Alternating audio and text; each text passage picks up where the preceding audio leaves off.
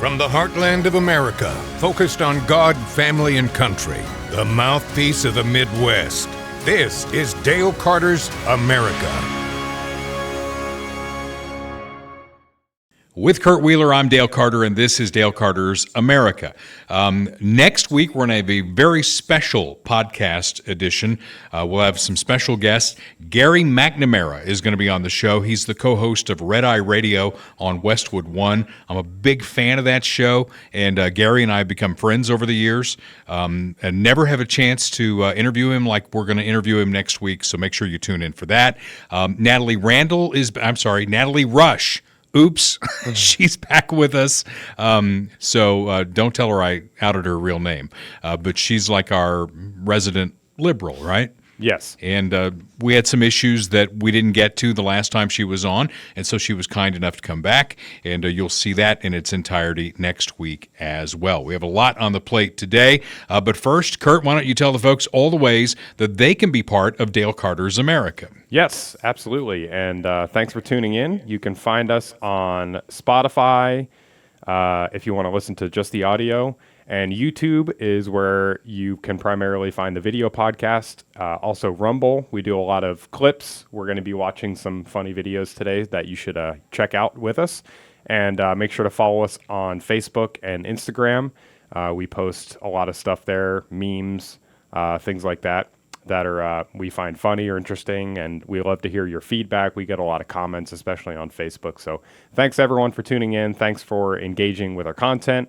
Make sure to subscribe and tell your friends. We appreciate it. You know, when a thought occurs to me, I go right to the Facebook page and I write a little something or other, and I know it inflames some people one way or the other way. I mean, one of the things that really got a lot of engagement this past week was I was encouraging my friends in Congress like Mark Alford, stop fooling around on things like the Adam Schiff thing and this impeachment thing unless something really comes up that's impeachable. I mean, get down to what we really care about. And I know some of you don't agree with that. And that was great. I mean, we got a lot of interaction going back and forth on that. So look for Facebook for me to just like pop in once in a while with whatever happens to be popping into my head.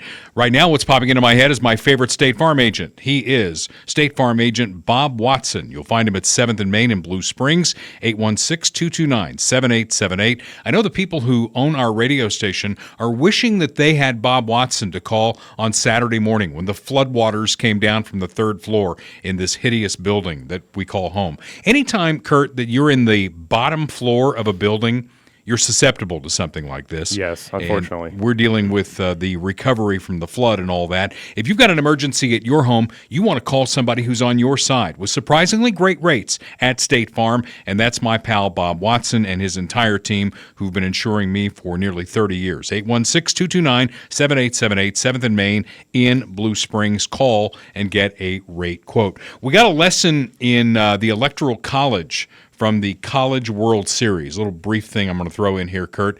The LSU Tigers, for the 7th time, they are the champions of college baseball. How does this relate to the Electoral College, you may ask? Yes, I may. So there were 3 games in the final series, right? LSU won 2 games to 1. Florida, however, with that blowout win by 20 runs over the weekend, they outscored LSU 31-26. So if you were a Democrat, you would give the championship to Florida, right? Yeah. You would. But unfortunately for the Democrats in the Electoral College, it's about the number of games that you win, which is the 50 states that add up to 270 electoral votes, and they just can't get their head around that. And it's interesting to me that nobody ever calls out Hillary Clinton on that. You know, they all bash Donald Trump because he says he won, right? And nobody remembers that Hillary Clinton has gone around this country saying that she won in 2016. Yeah. Yep, and she said it for a while, too, I mean, honestly. I don't know that she has ever acknowledged that Donald Trump won in 2016. All she tried to do was illegally throw roadblocks in his way and got, of course, the Justice Department and the FBI involved in all that, and the Obama administration and Joe Biden. It's amazing. All this stuff is coming out now. It's just interesting times that we live in. Yet I know, Kurt, that you are more focused on what happens to shopping carts in parking lots. And I ran across this. I put it in the notes as the Cart Nazi. That's not right. It's the Cart Narc. Cart Narcs. Yeah. Cart Narcs. And this came across in my show prep stuff for KFKF, and I ran the Curb Your Enthusiasm music under it, like Larry David, because this has got a Larry David Curb Your Enthusiasm episode written all over it. I mean, this is like Seinfeld stuff. Yeah. It's the carts in the parking lot at the grocery store. You could write a whole episode around this, and apparently this guy does this all the time, right? Yeah, he does. It's really good stuff. So this guy, he travels the entire country, and he accosts people who don't return their shopping carts. And he has, you'll see, we'll watch the clip. This one is actually in Shawnee, Kansas, which is why I picked it to watch. And the guy has a Mahomes jersey on. This is one of the biggest videos he has on his channel. And so it's 4 minutes long, but once we get through like 3 minutes, we can cut it off. But this is the Cart Narcs. We're in surveillance mode, stealth mode here in Arketeers. We try to watch them through the glass of another, just by the way, inside cart surveillance, through the glass of another vehicle. So they can't really make out our form. Again, much like a cheetah in the wild, we'll blend in with the... All right, here we go. You haven't seen this, right? I have not. That's not where the carts go, that's the mulch. I've done that before, by the way. Put my cart on the returns right little there. island. What's that? You left your cart on the mulch. So that's how they get like the wheels get all gunked up. They have the cart returns for a reason, right? So I don't get what you're fucking doing. Do you want me to quit shopping here? Because I language. No, warning, I don't work by for the way. store. I work for the Cart Narcs. Let me explain real quick. See, again, this is one of our more minor infractions. You didn't leave it blocking the spot or anything, but why don't you get me on camera? Hi! I put my fucking cart in the mulch. let's see what you think. Nick, flag? Let me go flag. So he puts flag. the Get flag that on his car. motherfucker off my truck right now. But see what it says. Can you read it? It says, I don't return my shopping cart like a jerk. I don't return my shopping cart like a jerk. Are you going to leave it on there permanently? Well, no, Do you want to fucking pay for a new paintbrush? I'm going to tell you what. Sir, it's a suction. Here he comes. Fuck Look away out. from me right now. Sir, let's... Get the fuck away from me. Why are you being so right angry, sir? Fucking now. Sir, you're not acting like Patrick Mahomes would want you to. Don't give a man. fuck. You should, because you're representing Patrick Mahomes right now. You got his jersey on. I don't get you. Well, You're I'm a fucking weirdo. My name's- Get the fuck away from me. You're- Turn around you- and walk away. You're saying get away from me, but you've watched like 20 steps toward me. You understand the irony of that, Mr. Mahomes, or sir? Although I doubt you are much. My name's Mr. fucking Ferris, asshole. Okay, well, now thank you, Mr. Ferris. Would you do me a favor, Mr. Ferris? Go do your job and narc me out. This is my job. Go get me. Go narc me out. That's what I'm trying to do. Do you understand? I don't know if there's some. I think I guarantee you I'll start shopping somewhere else because Walmart doesn't mean fuck to me. Well, I don't work for them. Uh-oh. Are you gonna get the fuck away from my vehicle? As soon as you take your cart back, I absolutely will. Oh, I'm not taking my cart back. Why not? Let's ask for that. Why? Oh, here, you want my address so you can send me a fucking bill? There's no bill. It's a bill of personal responsibility. It's called being ethical and nice. Here.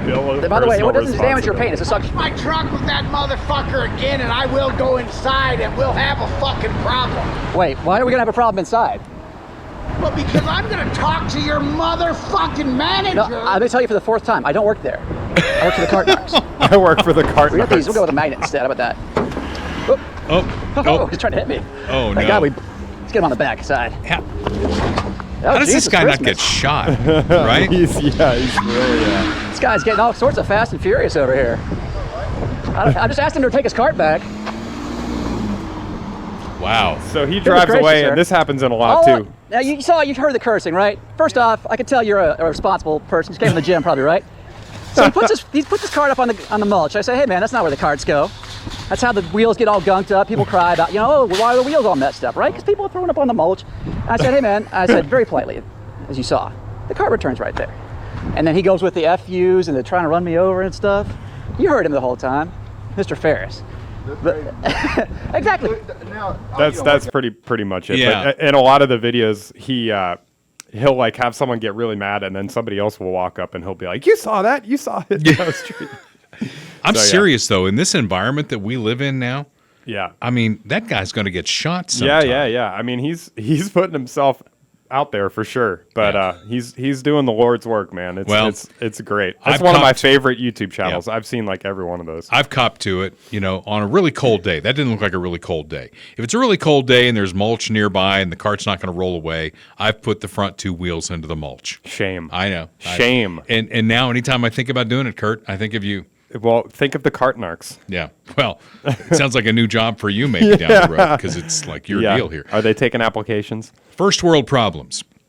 Harry and Meghan can't use archetypes as the title of their podcast, trademarked by an Arizona company. God, are we okay? Because we didn't go to the U.S. Patent Office. We only went to the state of Missouri. So, is Dale Carter's America possibly trademarked somewhere else? Are we going to get in trouble? Does the Chiefs football player have a podcast called Dale Carter's America? I think otherwise we're former probably Chief. Former Chief, sorry. Otherwise I think we're probably good. Yeah. And I always played it this way with him. I'm older than him, and I had the name first. Oh, yeah. So, I did start watching Suits, the show that Meghan Markle is in. It's on really? Netflix. All the seasons of it are on there. And she's not a main player in the show, but it's a pretty good show. Is it like an older show then? It's not that old, but it's kind of one of those legal shows, kind of like Boston Legal or L.A. Law, something like that. Yeah. I file this one under things I don't care about because Archetypes. I couldn't care less about Harry and Meghan. Do we personally. care about Putin and what his status is right now? I mean, yeah, I care about that. That's crazy. Over the weekend, the mercenaries that he basically sent into Ukraine turned on him like a Greek waiter and, started rumbling toward Moscow. And then something happened and they stopped. We don't know where the leader is right now. Putin released a video. Is this the beginning of the end for Vladimir Putin? I don't know, man.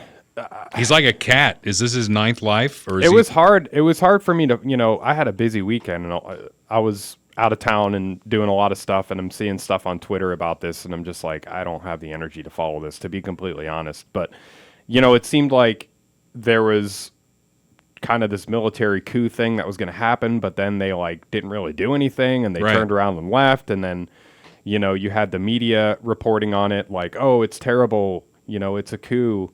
But then it's like anti-Putin, so then they some of them turned around and were in favor of it, and it's like, I mean, it's just, it seems like kind of a, the attention span of a squirrel. Like people just want to have, they want Putin to be taken down. They want to have something to talk about with Russia.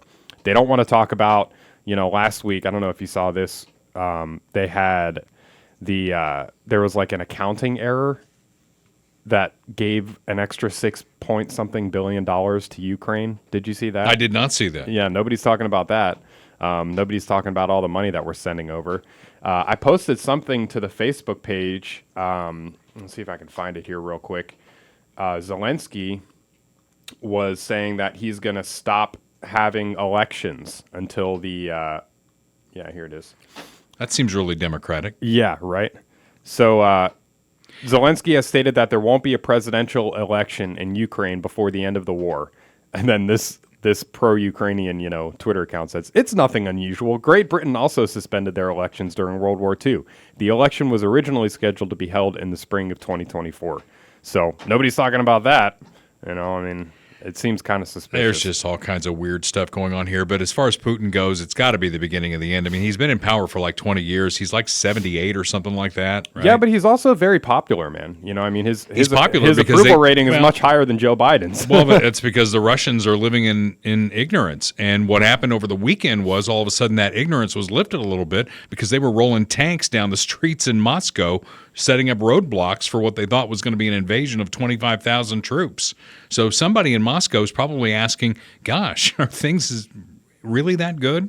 Yeah, I mean, I don't know. I mean, I can't speak for the Russian people because I don't know any of them, but you'd have to think if his approval is so high, I mean, there's got to be a legitimate reason for that. He is very pro-Russian. He's looking out for the best interest of his country in his mind, and he has a lot of support. So, I mean, that makes sense to me. Well, it's certainly a mess on the world stage, and Ukraine's a big mess, and it's just, I don't know, it's all coming apart. But we continue to follow it here on Dale Carter's America, and that was just the hors d'oeuvre for today's episode. We thank our sponsors, including Medicare Simplified KC. You can find them on the web at MedicareSimplifiedKC.com. They're at 3600 South Nolan Road. On the phone, get this phone number down, especially if you're about to turn 65 or you've got a parent who's about to turn 65, because Medicare, because we deal with the federal government on this, it is a mess. I mean, it's just, it's like untangling stereo wires in the back of your stereo. It's like the wiring in this building, which, you know, is subject to a flood. That's another issue.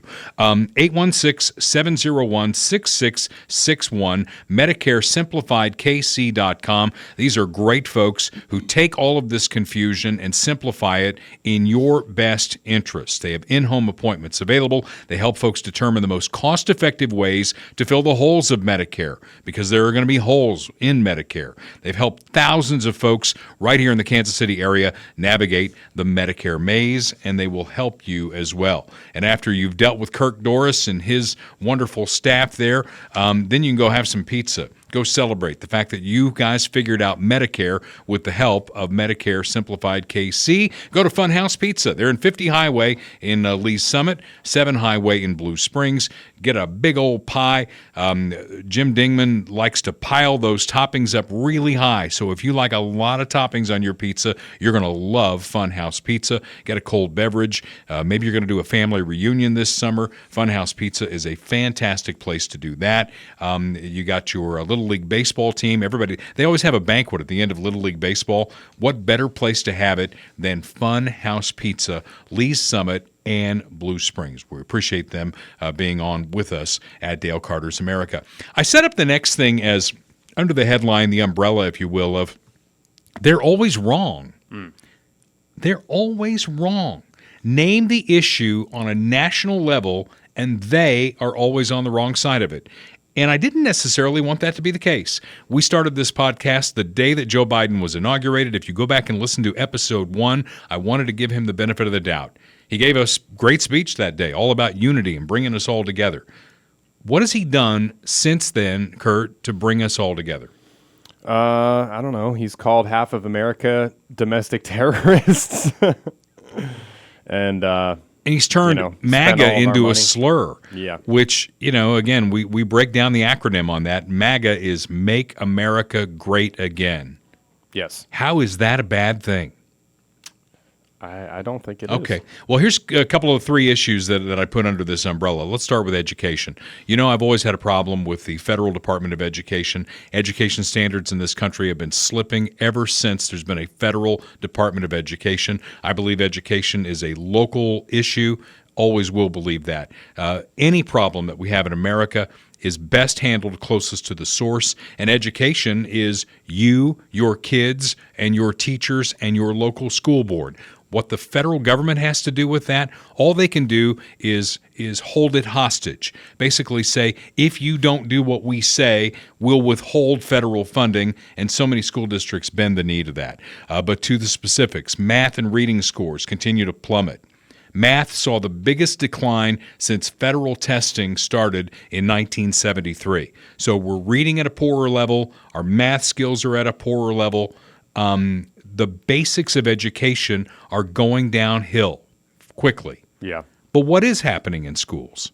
Indoctrination. They care more about, pronouns and all this woke crap than the basics of education. And I hate to keep reminding people of this, but China is kicking our ass. Yeah. Yeah, they're getting the next generation of engineers ready for World War III. I mean, it's I laugh, but it's not that funny. But yeah, I mean, I think just like, again, why would you send your kids to public school? I mean, if you don't absolutely have to, if you have no other option, maybe you're able to find a school, or maybe you live in an area that is actually doing a better job. That's fine. But otherwise, why send your kids to public school? It's just it's a total waste. They're not learning anything. They're actually probably learning things that are bad. So stop doing it. We had Natalie on yesterday that we recorded for next week while I'm gone on vacation, and I had lunch with her afterwards, and we were digging even a little bit deeper, and she was like, Ron DeSantis scares me. First of all, no candidate for president of the United States ought to scare you. Joe Biden doesn't scare me. Does he confound me sometimes with what he says? Do I disagree with him on policy issues? I do, but he doesn't scare me. He doesn't scare you either, does he, Kurt? No, I mean, it depends on what you mean by that, I guess. Well, and I'm like, why does DeSantis scare you? Well, he's banning books down in Florida. And I'm like, Natalie, dig below the headlines, please. And I told her about Pritzker up in Illinois and how we were leaning into that. I'm starting to do that more, Kurt. You've given me kind of a new path on some of this stuff. Lean into it a little bit. So when Pritzker said, we won't ban books in Illinois, only dictatorships do that, I said, great. So we'll start sending porn to kindergartners. Yeah. Because they're books. Why would you want to limit them? Which is what DeSantis is doing down in Florida to 5, 6, and 7-year-olds. And why is DeSantis making this an issue? Because the left is cramming it down his throat. Yeah, all he's doing is playing defense. They're cramming it down everyone's throats. That's the nature of the culture war. And they are wrong. And again, I point out that math scores are plummeting, reading scores are plummeting, and China is kicking our ass. They are wrong in how they are doing this, and we've got to get our hands around this. Here's another place they're wrong. The Minnesota Attorney General, that is the home base for Target. And Target kind of stepped in it. They had this line of clothing for Pride Month, and they went all the way down to like little kid stuff, infant wear. Yeah.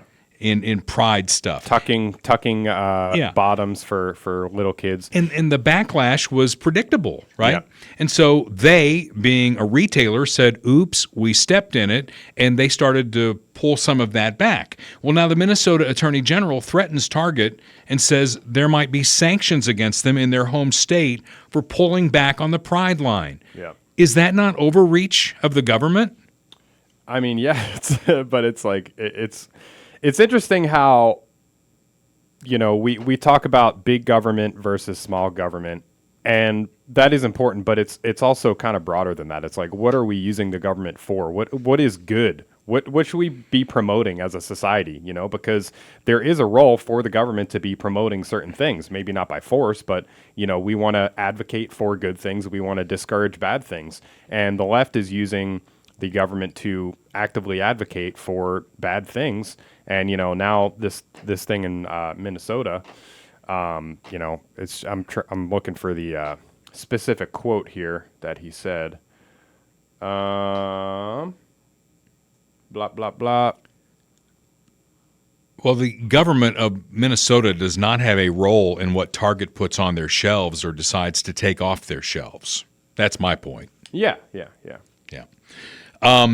So, let me ask you this. While we're talking about why they are always wrong, one of the things that DeSantis has come out with, he said that he will declare our southern border a national emergency on day one if he's elected president. He'll send troops to the border. What do you think? I think that's great. Yeah.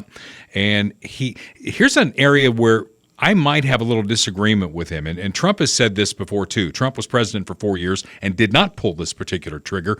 But birthright citizenship is a big issue. Mm-hmm. And DeSantis says he would end that with an executive order. Trump said the same thing and he wouldn't do it. Quite frankly, I think that's unconstitutional. If you look at the 14th Amendment of the Constitution, it pretty much says that if you're born in this country, you're a citizen.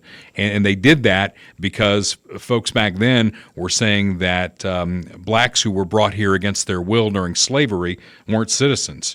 And if you were born to a slave, you weren't a citizen. So the 14th Amendment kind of cleaned that up. But in the original text of the Constitution, I think it's pretty clear that if you're born here, you are a citizen.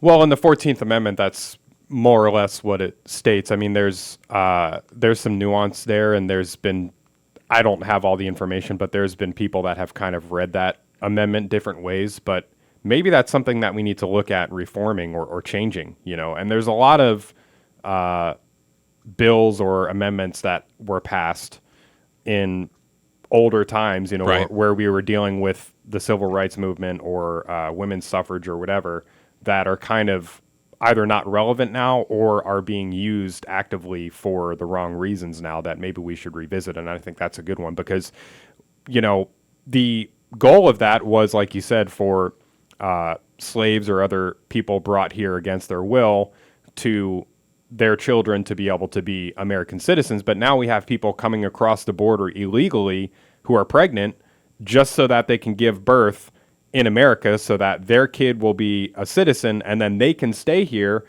to take care of that kid and then receive benefits for that kid. So it's being totally bastardized and something needs to be done about it. Well, and if we have to, right. if it needs to be an amendment, through Congress, then that's something we should look at. But I do think that something needs to be done about it. What I don't like hearing, and hopefully DeSantis wasn't saying this, that just with one fell swoop, we're going to take away birthright citizenship.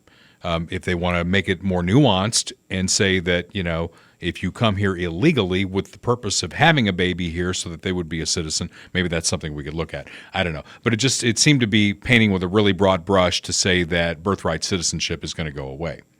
Yeah, I mean, it would be something like if you're an American citizen or if you're here legally and have a child, then that child will be a citizen, but not just broadly speaking, anyone I was born in here. Indiana. I consider that birthright citizenship. Yeah, right? yeah, of course. But right. your parents were also, I'm assuming, American citizens and lived They were. here, for their entire lives too. So, Well, John McCain, for instance, the senator from Arizona, ran for president. I think he was born in the Panama Canal District.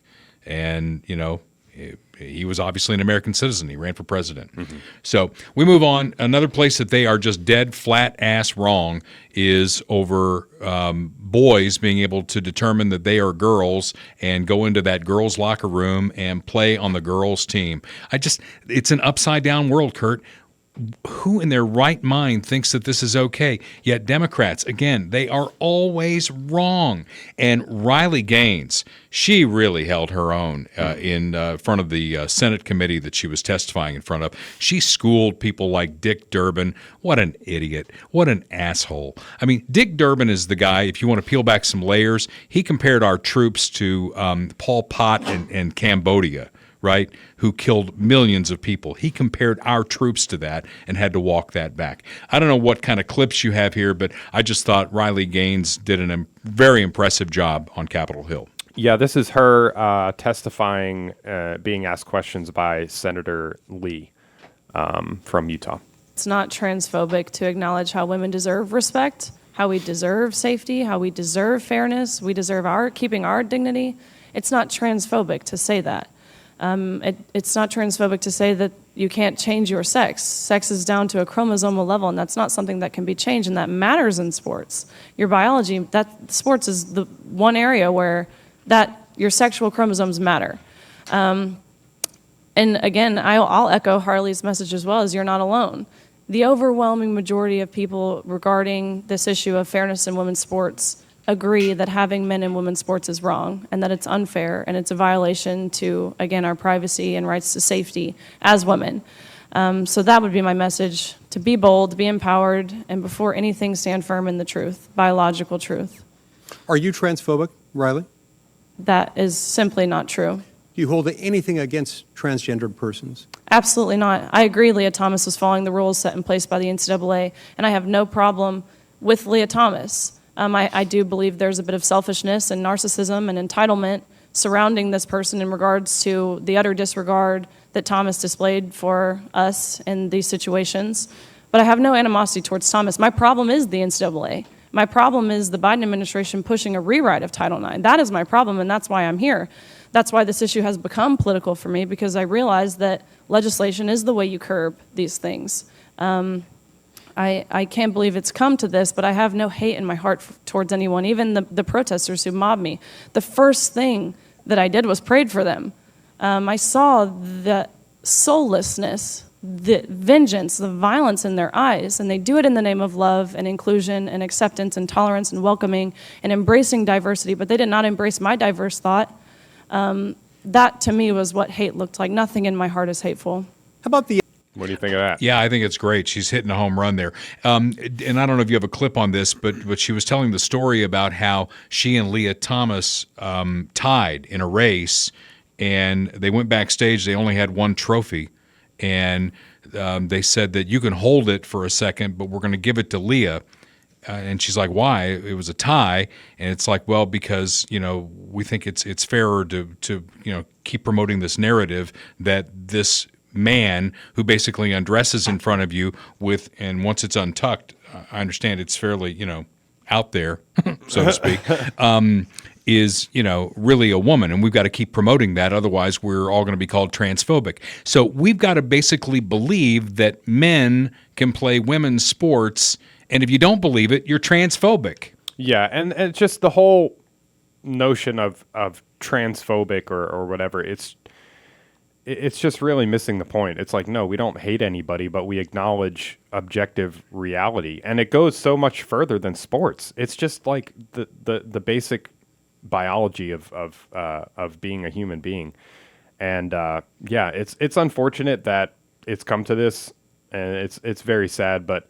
I thought she did a good job as well. And we'll see what happens. She had some very emotional testimony on Capitol Hill when she talked about what it was like to confront a male in her locker room, in a place where, women athletes are taking off their swimsuits, and all of a sudden there's a guy. Mm-hmm. And, he's completely frontally nude in front of them. Yeah. And you have to, and again, if you don't buy into the fiction that this man who is undressing in front of you is a woman, you're transphobic. Yeah. And one other thing that she said in that clip that we just watched that really resonates with me is she was talking about the anger and like just vitriolic, like vicious hatred that comes from these people when not all, but from a large portion of the people on the other side of this debate. When you bring up questions or have criticism, I don't think we do that. We're very even-handed. We are talking about facts. We're talking, and we're open to discussing it with anybody. But she has dealt with a lot of hate at the school that she was at. I think UPenn, right, is the school.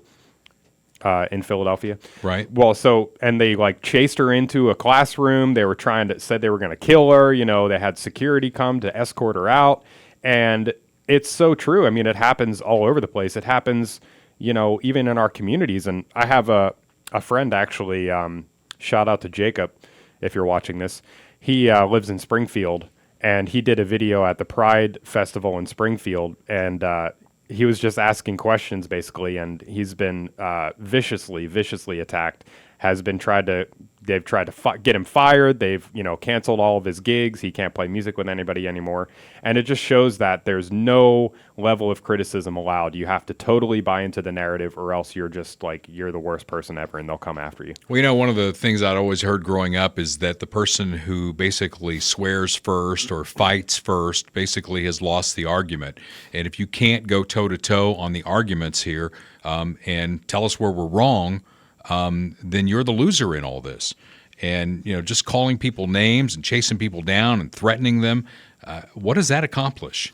Other than revealing the fact that you don't have the facts on your side. Yeah, absolutely. I mean, if anything, it probably turns more people to your opposition, because they're going to be a little bit more even-handed. They're going to be asking questions instead of calling names and making threats. And people will start to identify with that more because they're like, oh, well, this person actually seems sane, like they have their stuff together, and you're screaming like a banshee.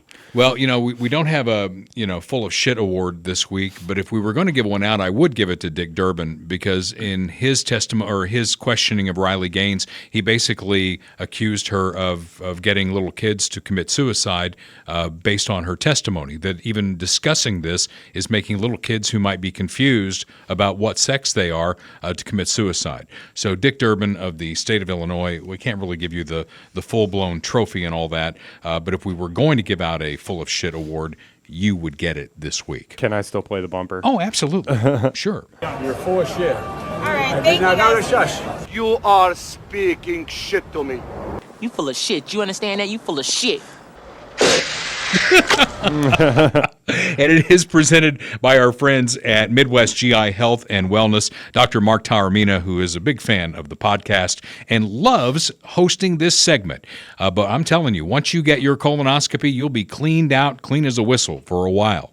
And you'll probably lose 7 pounds while you do it. But the most important thing and the serious thing here that we want to talk about is getting that scope when you're 45 or older. If you haven't had one and you're 45, get it scheduled. They'll take great care of you.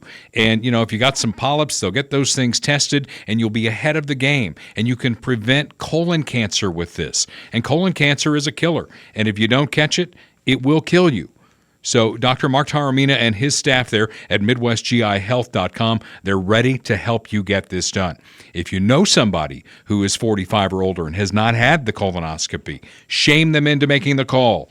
816-836-2200. 816-836-2200. Midwest GI Health and Wellness, serving Lee Summit and Eastern Jackson County. I would say, too, just real quick, since we started working with Midwest GI Health, I'm sure you have too, but I've talked to like a couple people around the office and stuff, and my understanding is that the technology has like really improved. People have this concept of a colonoscopy in their head that it's this like super painful, uncomfortable thing. It's not at all. And it's not anymore. It's like, the people from the office here, like I said, that I've talked to that have gotten it recently, they're like, you wake up and like you don't feel anything. I mean, you're back to normal immediately. Propofol is what they use, and it's basically like taking a nap. Yeah. That wasn't the issue. For most people who go through this, Kurt, the issue is going to be the prep. Because basically they ship you some stuff. It's almost like Drano for your body. Right. So, just to warn everybody who hasn't had one of these yet, you will be on the crapper for an entire day. And when you think you're done, you're not done. Well, I'm trying to downplay it here, Dale. That's the bad part. But once you lose 7 pounds probably. 7 pounds of crap that's in your body. So you get it all out, okay? And then you go in, you take a little nap, you wake up, and then Dr. Taormina is going to be there to tell you the good news. Yes. That, either you're clean as a whistle and you can come back in 10 years, or we found a couple of polyps, we're going to test those, and we need to look at it again in 5 years. And colon cancer is completely preventable if you get out in front of it. Royal Roofing and Solar, the roof over my house. It's not quite done yet. In fact, I'm glad I work in radio because even in a place where it flooded over the weekend, we still have air conditioning in here. God love air conditioning. As long as Joey B lets us run the air conditioning, we're going to. It's going to be hot as hell in Kansas City tomorrow when the folks from Royal Roofing and Solar are putting on my brand new roof. God love them. And when we come back from vacation, I'll have some pictures. I'll show you before and after what it looked like. But Austin Watterson and his team, they do a fantastic job. And I know because they've already done part of my roof back when we had a collapse on the second floor. But they're going to do the rest of the roof, get rid of that old shake shingle roof that I've had for many, many years that's falling apart in pieces. And I'm going to get a brand new roof from Royal Roofing and Solar. You need a roof over your house? You thinking about solar? Thinking about generating your own power? Austin Watterson's the guy to talk to. 816-540-7057. 816-540-7057. Royal Roofing and Solar, the roof over my house. Okay. We get the government that we deserve. We talk about that a lot. And I'm going to make this more local for this segment. But there's a property tax revolt going on in Jackson County. There's been a class action suit filed over how the county has conducted their assessments. Taxes in Jackson County, Kurt, have just gone through the roof. And yet, I find this interesting. Frank White was reelected overwhelmingly, I think, right? Mm-hmm. Even though the Star endorsed his Republican opponent. And if you can think about that for a second, for the Kansas City Star, the bastion of liberalism here in the great Midwest, for them to cross the aisle and actually endorse a Republican running against Frank White, that had to be painful for them. Yeah, but they did it, right? Yeah. And still, Jackson County votes overwhelmingly for Frank White, and now we get our property tax assessments, and everybody is pissed. Yeah, there's a couple of videos that some of our local outlets did here, so I'd like to pull one up because, sure. There was a lot of testimony. People went to the city council meeting or whatever it was, and county legislature, right? Yeah, and they were griping about it. So let's see what they have to say. Whoa. Sound. For appeal extensions and sharing personal struggles and paying an increased bill on a fixed income. In fact, one couple showed KSHP 41's Megan Abundis why they're fighting for a lower assessment. From the Jackson County Courthouse. Last year to this year, my property taxes has tripled. A room packed full of people. There wasn't room for everyone. We want to be treated fairly. Where is the transparency? Where is the accountability? What they all had in common, a worry of what's to come. From $110,000 on my home to $542,000 on my home. That's a significant chunk of money. I just see people having strokes and heart attacks, worrying about how they're going to pay these taxes. Elected leaders listened, but I am disappointed that the people who really are in charge are not here to hear us. That's Judy Roberts. Her home property tax assessment went up. That's not a surprise. But what was took us to her neighborhood in Raytown. All the houses around here were out in the cul-de-sac waving our assessments saying, have you gotten yours? Have you gotten yours? Specifically, the shed in her backyard, built 60 years ago. We had to come out to Raytown to look at the shed because $35,000 shed, what do you believe it's worth? $1,000. That's what it would cost to have it torn down. Wow. This is what they're saying is worth $35,000. Wow. Dirt floor, holes, and termites. She and her husband, Rick, are in their 80s. They say they haven't upgraded their home, and this is something they can't wait around to pay. They seem to have targeted the elderly. It really seems that way. And it seems to me there are other counties in Missouri and in all the other states where the elderly are given breaks. Here's the break Jackson County gave us. We can make our outstanding payments in 4 payments. In Raytown, I'm Megan Abundis, KS. Well, you know, and again, I would like to ask all those people who testified in front of the legislature, how many of you voted for Frank White? Yeah. How many of you voted Democrat? Because you're getting exactly what you voted for. You're getting the government that you deserve. I had a question, and I'm going to do a little research on this.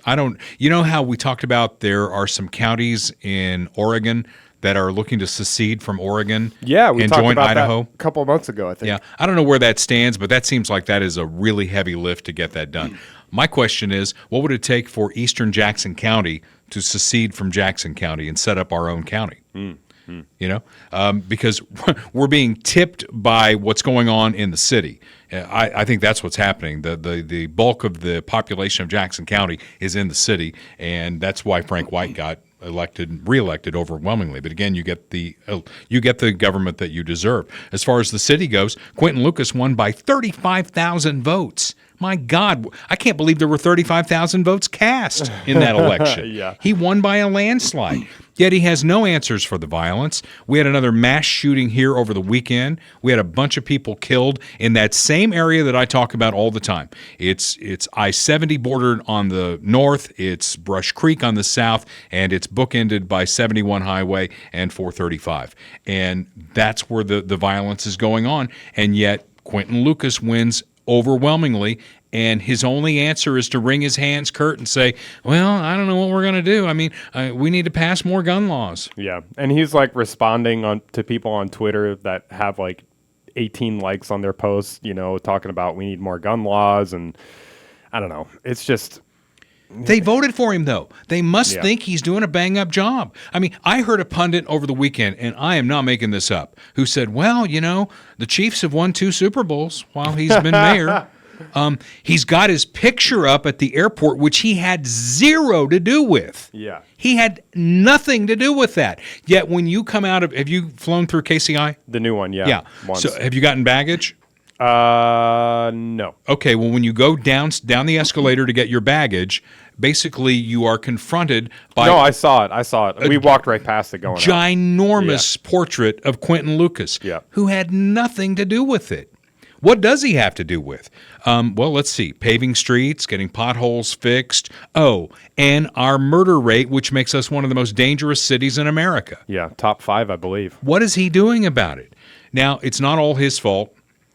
He's got a prosecutor in Jackson County who I call Turnstile Jean, because she'll just put you right back out on the street again. She made an announcement, Jean Peters Baker, that she will not run for re-election. Hi, Kansas City. I'm Rick Ford. Oh, no. Ad.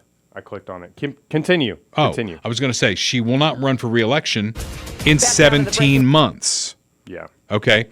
That's 17 more months that criminals can basically kind of take it easy, kick back, don't worry about harsh sentencing. And then what? Is anybody paying attention? Or are you just going to rinse and repeat and put somebody else in there who is going to put criminals ahead of victims and put them right back out on the street? And then they don't understand, Kurt. They just don't get it. They are wrong all the time. They put these people back out on the street and they say, well, I mean, they're a felon now. They can't get a gun. That's illegal. They're criminals. Yeah. Do you not get that? They are criminals. Yeah. Well, they get guns and they keep killing people. I mean, look at the recidivism rate that we have in this country. It's not just in Kansas City. It's nationwide. You know, it's depending on the place, it's in the 60, 70, 80%. And most of these people, we see it time and time again. We have a murder happen, you know, a little kid gets shot, somebody gets run over in a road rage incident, somebody, you know, there's gang violence.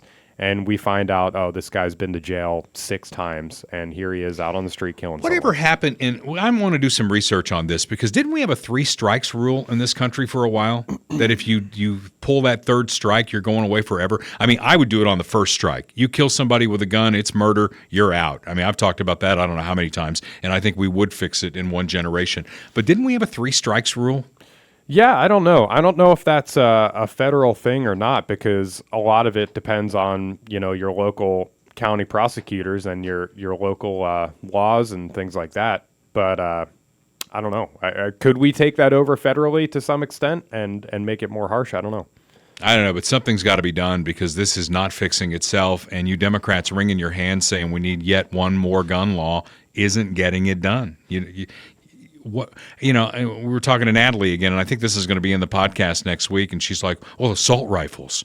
And you and I talk about this all the time. What the hell's an assault rifle, right? I mean, you asked it right away. I don't want to spoil anything from the podcast, but yeah. Do you think that these murders that are happening in Kansas City are happening with assault rifles, even if with that broad definition? Yep. They're happening with handguns. And even if they are happening with quote-unquote assault rifles, where are they getting them? Does it really matter? It doesn't. It doesn't. It's a human being committing a crime. Yeah. Okay. And the Biden administration will tell you, well, you don't need to have these weapons of war. We've talked about this before, too. 9/11 showed us that a box cutter in an airplane is a weapon of war. Yeah. What happened in Oklahoma City showed us that a dump truck full of fertilizer is a weapon of war. I mean, you know, somebody who is going to do something bad, they've got evil in their heart, box them up and ship them away. We don't need them in polite society. And until we get our head around that, this is not going to change. Back to the government that we reserve on the federal level, the government we deserve on the federal level.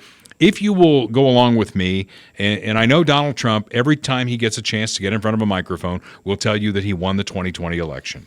Okay. I am a Republican. I'm a conservative who does not believe that.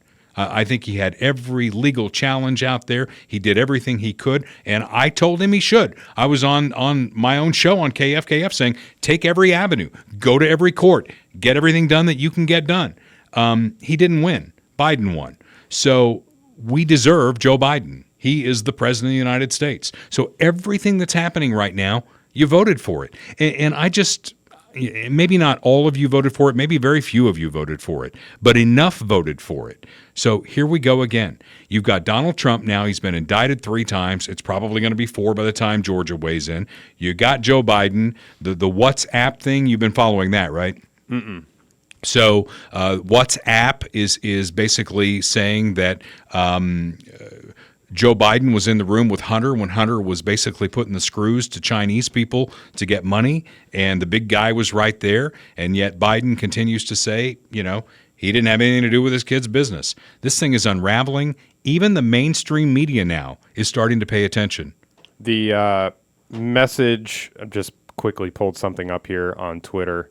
According to this tweet here, breaking, White House National Security Council coordinator walks out after being asked about Hunter Biden's WhatsApp messages with China implicating President Biden. The message: I'm sitting here with my father, and we would like to understand why the commitment made was not fulfilled. Tell the director I would like to resolve this now before it gets out of hand, and now means tonight. And G, if I get a call or text from anyone involved in this other than you, Zhang, or the chairman, I will make certain that between the man sitting next to me and every person he knows, and my ability to forever hold a grudge, that you will regret not following my direction.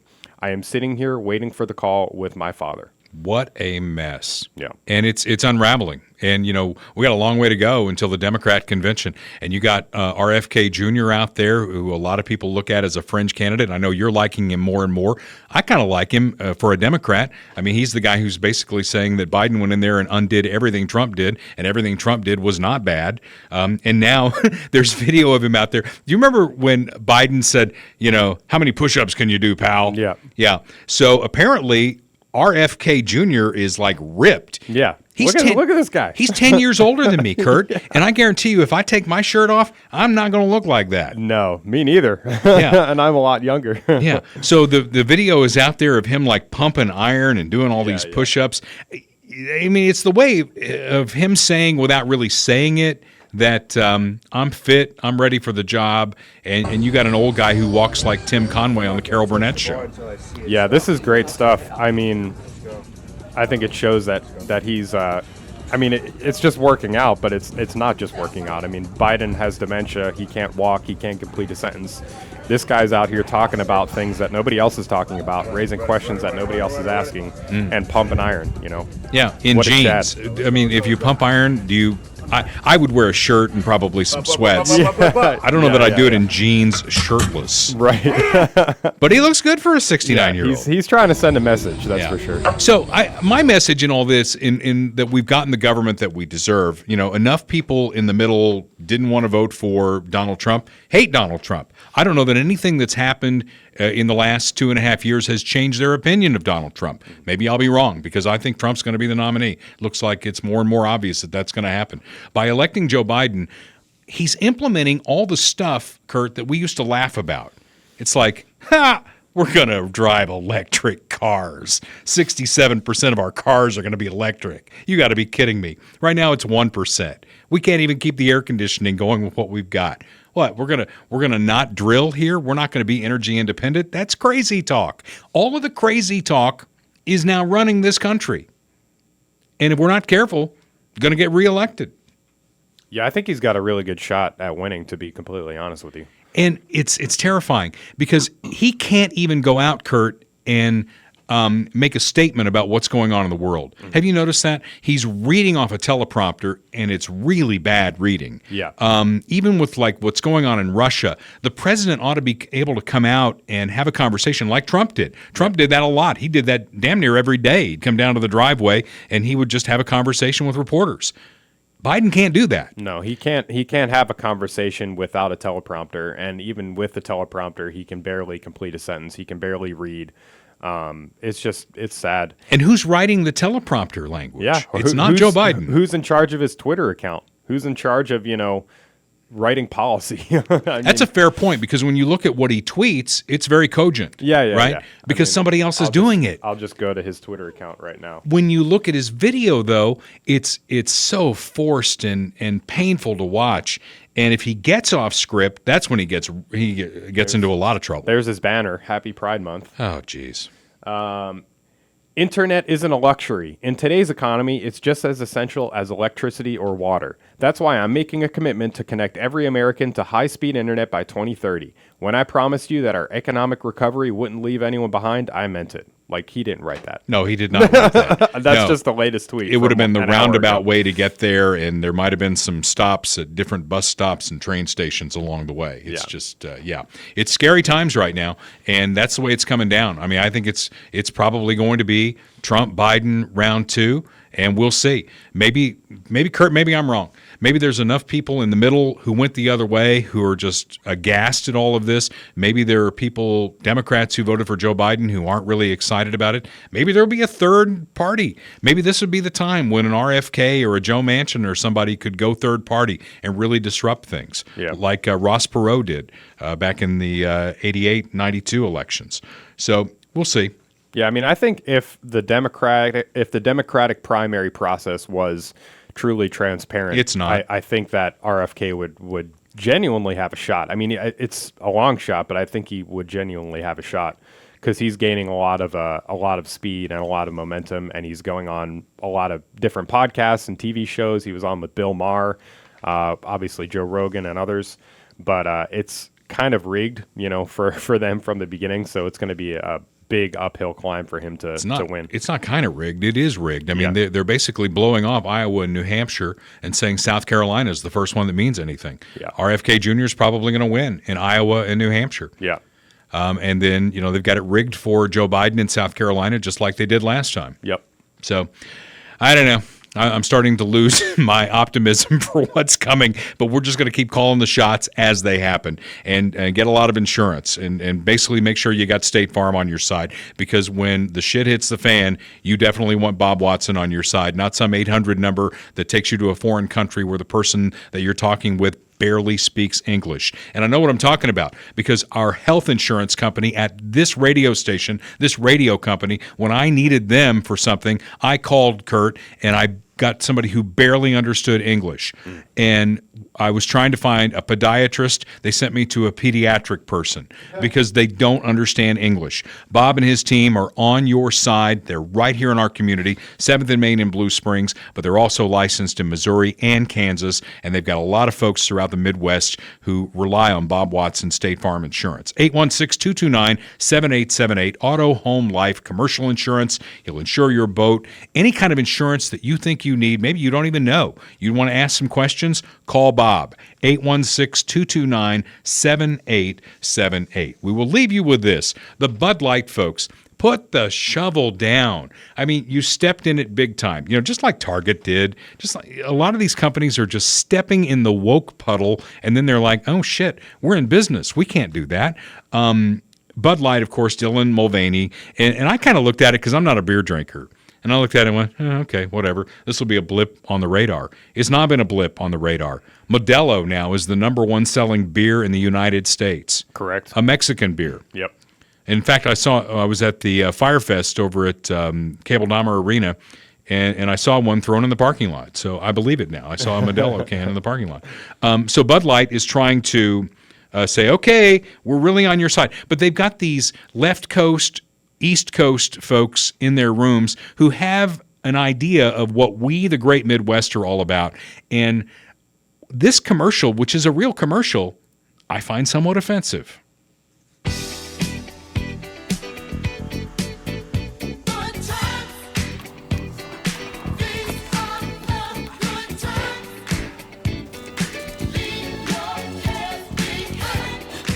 This is what they think of us in the great Midwest. We're a bunch of Hebes, Hoosiers, as they would say in St. Louis.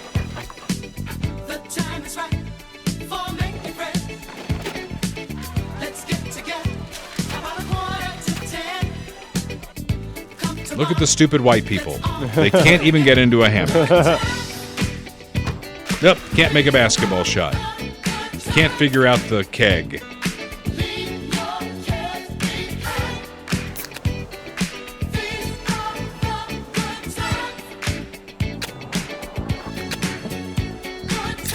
Yeah.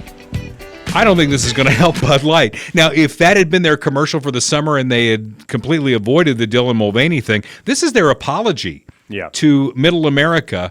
And I don't know. I find it somewhat offensive. Yeah, I mean, I'm not really offended by it, but it's clear that they're trying to cover their asses. They're trying to revert back to some of maybe their old clientele, white people in the Midwest, basically.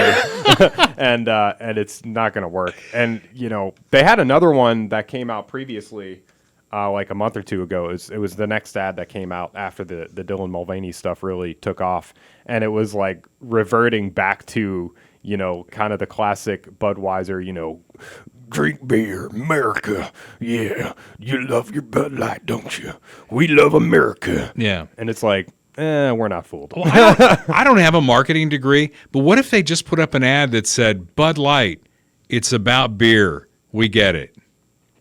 Yeah, or, the only way... Or make fun of themselves, right? The only way for them to actually recover from this would be to apologize to legitimately apologize, to put out a statement saying, you know, we didn't realize this was going to offend so many people, and we made a mistake, and we'd like to make it right. You know, we got rid of Dylan Mulvaney. We're not paying him anymore, and we're going to take a different path moving forward. Maybe then, I mean, that's not even a guarantee. Maybe some people would start, you know, drinking it again, but otherwise, I mean, it's a lost cause. The damage is done. It's the butt of a joke, you know? Yeah. You go to a bar, you get a Bud Light, everyone looks at you and points and laughs. I mean, there's no coming back from They're not selling a lot of it, that's for sure. You know, I just had a brilliant idea. Maybe somebody at Budweiser, Anheuser-Busch would want to take this and run to the marketing department. But back in the day when Chrysler was getting their ass kicked by GM and Ford, Lee Iacocca was the chairman of Chrysler. He did his own commercials. And he said, basically, I get it. We're number 3, but we're trying to be better. Mm-hmm. And, you know, just that connection between the guy who was running the company, a direct appeal through the ads, Chrysler definitely, they went on a big run. Yeah, there you go. There you go. Marketing department at Bud Light and Anheuser-Busch, you're welcome. Until next week with our special episode, and 2 weeks when we are back with a fresh new episode, unless the roof caves in, this is Dale Carter's America. The views expressed on Dale Carter's America are Dale's and Kurt Wheeler's. They do not necessarily reflect the views of KFKF or Steel City Media. Comments can be sent to dalecartersamerica@gmail.com. Check back for weekly episodes. Subscribe, spread the word, and give us a 5-star review. Thanks for being a part of Dale Carter's America.